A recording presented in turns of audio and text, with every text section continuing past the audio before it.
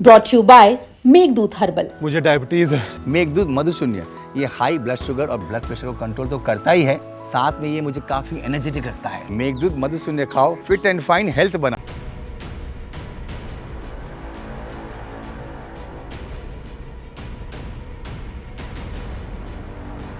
के क्षेत्र के लोग इसमें थोड़ा वो बताते जाएंगे और जैसे वो अभी हम मौजूद है दिल्ली के मुंडका इलाके में, जहां पर दिल्ली का पहला टोल टैक्स का जो यहां पर इनॉग्रेशन किया गया था प्रधानमंत्री जी द्वारा।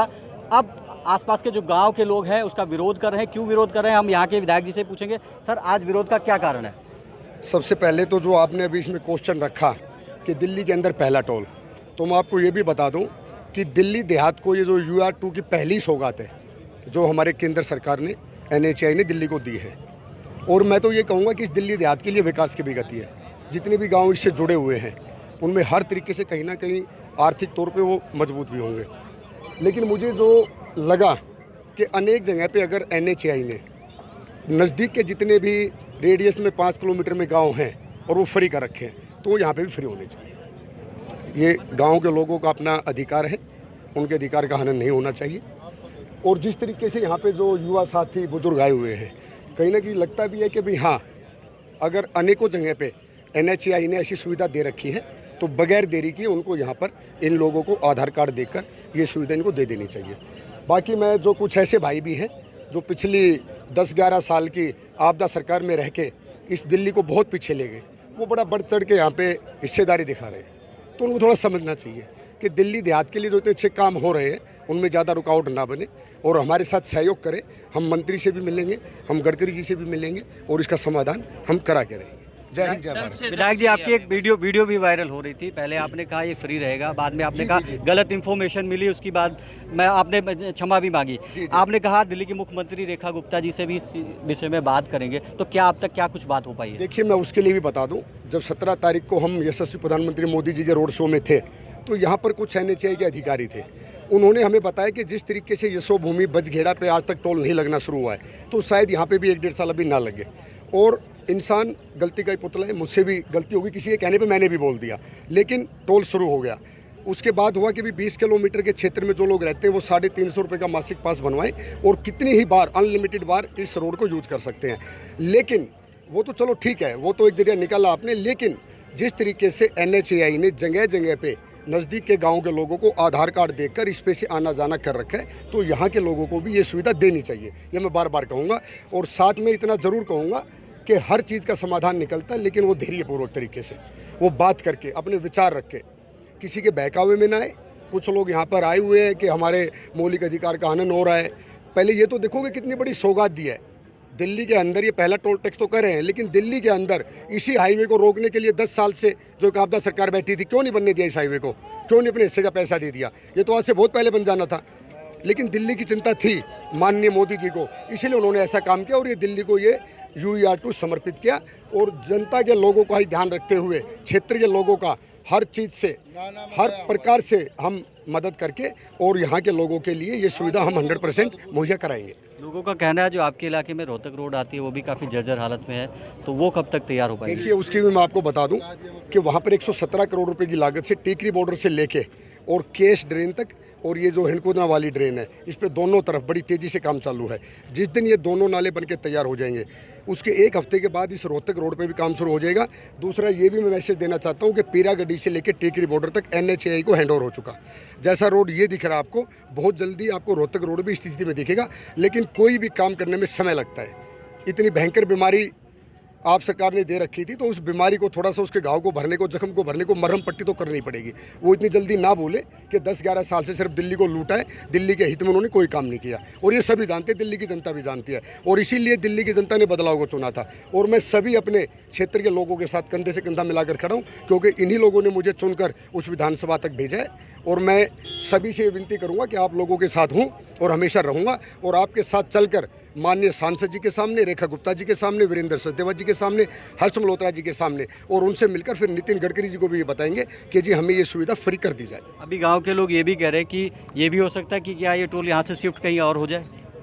देखिए, उसकी मुझे बिल्कुल भी जानकारी नहीं है। वो NHAI का नियम है, वो क्या होगा क्या नहीं उसके बारे में कुछ नहीं कहना चाहता। लेकिन ये जो टोल है ये राष्ट्र निर्माण में भागीदारी दिखाते हैं। जो लोग चंडीगढ़ से बड़ी बड़ी दूर से आ रहे हैं, जिनको कई कई घंटे का रास्ता आसान हो गया, जिनका पेट्रोल डीजल खपना कम शुरू हो गया, उनको टोल देने में कोई ऐतराज़ भी नहीं है। ये तो गांव के जो नज़दीक के लोग हैं उनके लिए समस्या ज़रूर है, मैं भी मानता हूँ। लेकिन जो लंबे डिस्टेंस से लोग आ रहे हैं वो बड़े प्यार से दे के भी जा रहे हैं और वो आगे देते भी रहेंगे। जय हिंद, जय भारत। तो जिस तरह से विधायक जी कह रहे थे कि जो टोल है उसका कहीं ना कहीं समाधान निकाला जाएगा और ये आश्वासन के साथ गाँव वालों को शांत कराया गया है। फिलहाल हम बात करेंगे गाँव के अन्य लोगों से कि उनका क्या कहना है। जय सतपाल सोलंकी बापरोला। और ये हम आज इस पे UR2 पे खड़े हैं, टोल टैक्स पे है, जो कि ग्रामीण जो आदमी हमारे उनकी जेब पे डाका डाला जा रहा है। ये हमारी ज़मीन, हमारे 70-20 चक्कर लगते हैं बार बार, बच्चे जाते आते जाते हैं। तो यही हमने निर्णय लिया शुरू से, और विजय भाई साहब हमारी पूरी टीम देहात यहाँ खड़ा है। और आज तो ये शुरुआत है, आगे लड़ाई लड़ेंगे हम इसकी।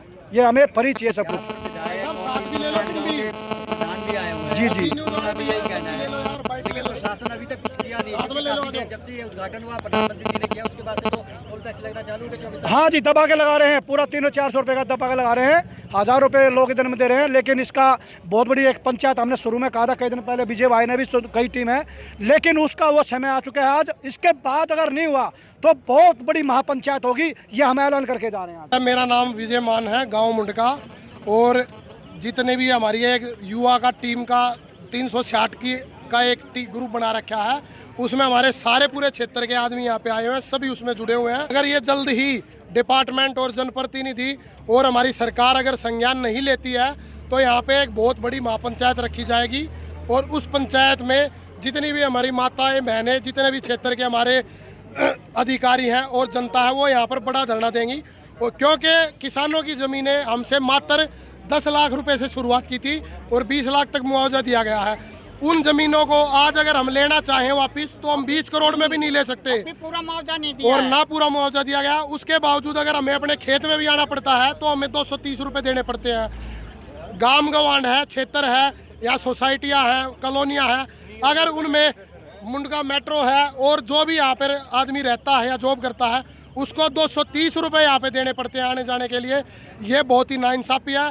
प्रधानमंत्री जी से, रेखा गुप्ता हमारी जो CM उनसे, और हमारे MP साहब से, जो 7 MP हैं दिल्ली के, उन सब से हमारी गुजारिश है कि आपको दिल्ली देहात ने इतनी सीटें दी हैं, इतना समर्थन दिया है। पहले की जो सरकार थी उसका परिवर्तन आपके विश्वास पे किया गया था, और अगर इस विश्वास पे आप खरा नहीं उतरोगे तो आगे आप गाँव में आओगे तो सोचना। हमारी तो इतनी रिक्वेस्ट है कि हमारे आसपास के क्षेत्र के लोगों का टोल टैक्स माफ़ होना चाहिए, और जो ये कट लगाए गए हैं इनसे मुक्ति चाहिए हमको। अगर ये चीज़, ये मांगे सरकार नहीं पूरी करती है और NH विभाग नहीं पूरा करता है तो यहाँ पे एक बड़ी पंचायत होगी और परमानेंट धरना चलेगा। तो हमारे साथ मौजूद है 360 गांव के प्रधान रामकुमार सोलंकी जी, और वो इस जो विरोध का समर्थन करने यहाँ पहुँचे हैं, हम उन्हीं से बात करेंगे। प्रधान जी, जिस तरह से आप आए, गांव वालों की क्या मांग है और आप क्या इस पे सोल्यूशन निकाल रहे हैं? दिल्ली की जनता में ही माहौल बहुत आक्रोश है। दिल्ली देहात में बहुत ज़्यादा आक्रोश है, क्योंकि दिल्ली में कहीं भी कोई टोल नहीं था आज से पहले।